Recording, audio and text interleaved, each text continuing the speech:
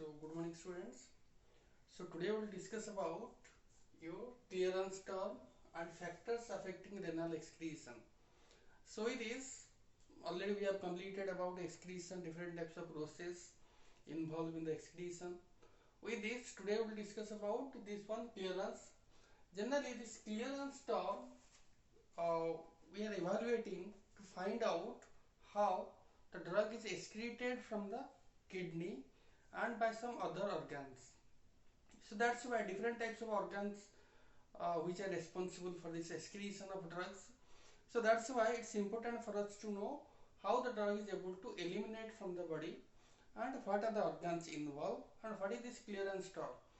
So generally, if you try to see from all these organs, kidney is the most vital organ for the excretion of drugs.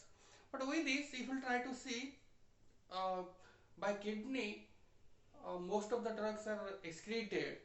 So that's why the renal excretion, we are considering one term here, renal excretion, renal clearance, which is from which we can calculate how much amount of drug is cleared or excreted from the body. So with this, if we try to see, find out every individual organs, what is the clearance of lungs, what is the clearance of liver, what is the clearance of kidney. When we will make total summation of all the clearance terms, we are calling as total systemic clearance or total clearance from the body. Total body clearance or total systemic clearance. So this, let us discuss about what is the definition of this clearance. Generally, we can define it as it is a hypothetical volume of body fluids containing drug from which the drug is removed or cleared completely in a specific period of time. So this, if you try to see definition, the drug will be cleared or removed from the body fluids. From the body fluids means in our body, then the drug will remain in the plasma. That is also coming under this body fluids. So from this body fluids, drug will be removed, completely eliminated, and that term we are calling as clearance. So if we try to see what is the formula for clearance, it is elimination rate divided by plasma drug concentration. Elimination rate and plasma drug concentration. So this is the total clearance for you. But in case of renal clearance, we can write the rate of urinary excretion divided by plasma drug concentration. Rate of urinary excretion divided by plasma drug concentration. So this rate of urinary excretion depends upon different types of process. As I told you, it may be your glomerular filtration, or it may be active secretion, or it is tubular reabsorption. So different types of process involved in that.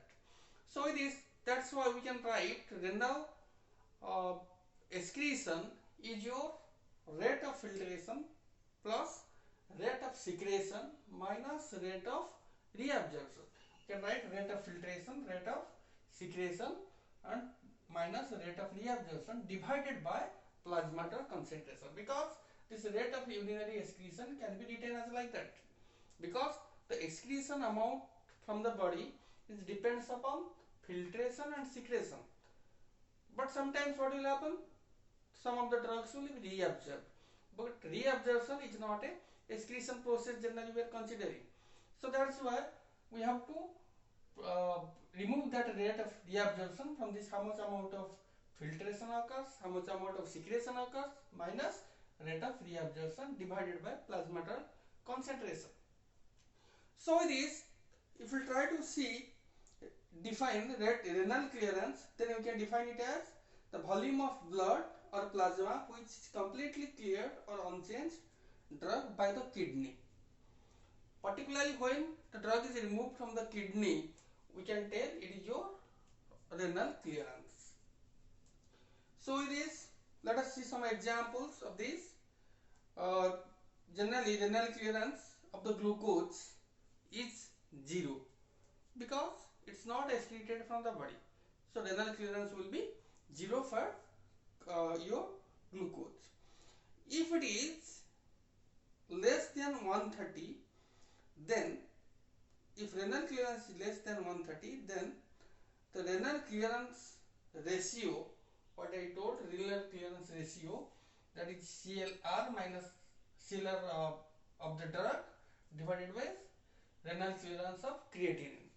Renal clearance of drug divided by renal clearance of creatinine. Why you are taking creatinine? Because it is completely removed, excreted by the kidney. So that's why we are taking as creatinine as a agent, as a marker for this kidney functions, renal functions. So that's why we are taking a comparison, and from this we can find out renal clearance ratio.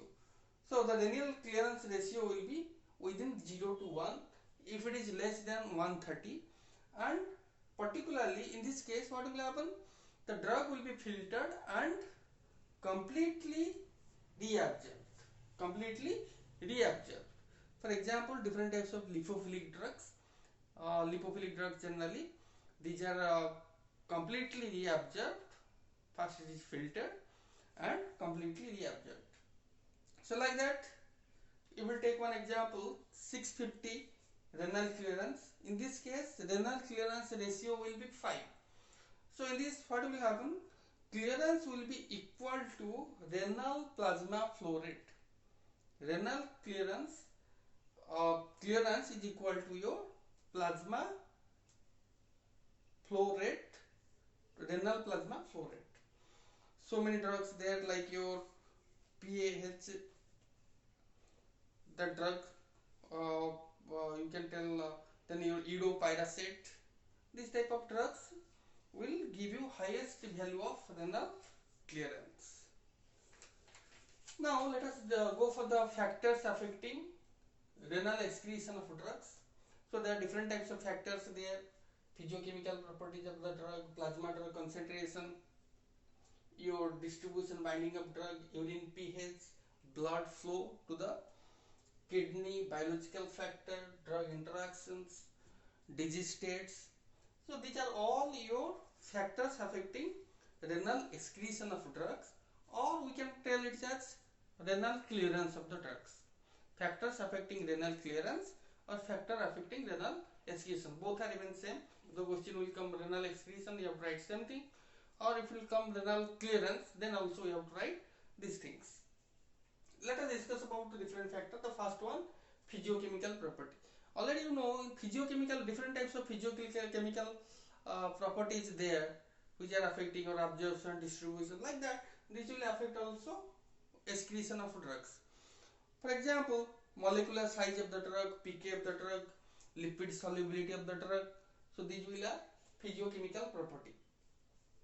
So in this particularly, it is found that if molecular weight below 300, if molecular weight below 300 Daltons, then it is completely filtered through this glomerular filtration. Then it will be completely filtered through glomerulus. So if it is more than 500 Dalton, then it is very difficult to excrete from the kidney, and very less extent it will be excreted from the body. And sometimes if it is range within 300 to 500, then it can be excreted by the urine, as well as it will be excreted through bile, the biliary excretion. So many drugs there which are following this type of drugs. Also sometimes pK of the drug also affecting your excretion of drugs, particularly when we'll see lipophilic drugs. These are completely passively reabsorbed in a larger extent from this tubular reabsorption process.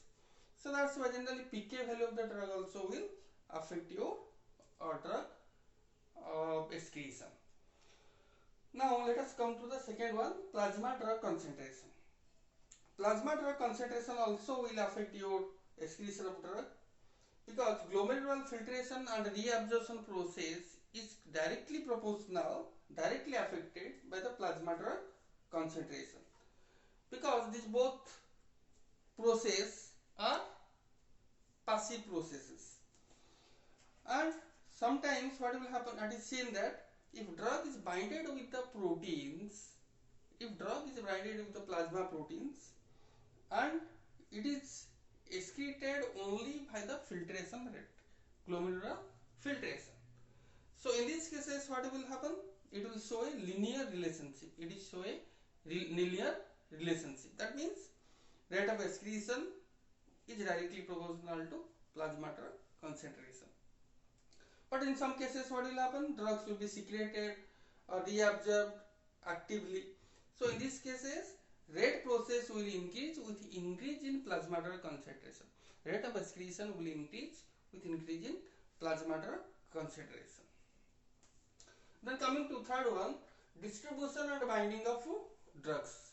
So in this distribution and binding of drugs, particularly it depends upon volume of distribution or VD, which is particularly we are finding for a poorly excreted, if the drug is having higher volume of distribution, then it is poorly excreted by the urine, because it is completely distributed and it is binded with different types of proteins, different types of tissues, so excretion will be definitely slower. So it is if the drug is bound with plasma proteins, it will behave as a macromolecule. It's not a micromolecule now. If it is binded with the proteins, it is a macromolecule, as it is a large molecular size, because when it is binded with the protein, its molecular weight, molecular size will increase. So what will happen? The excretion is slower. Excretion will be slow for these particular drugs which are binded with the proteins. Then coming to the fourth one, urine pH. Urine pH also will affect your we can tell excretion process. Sometimes if it is acidic, if urine converted to acidic due to presence of different types of substances, then what will happen? It will enhances excretion of basic drugs. It will enhances excretion of basic drugs.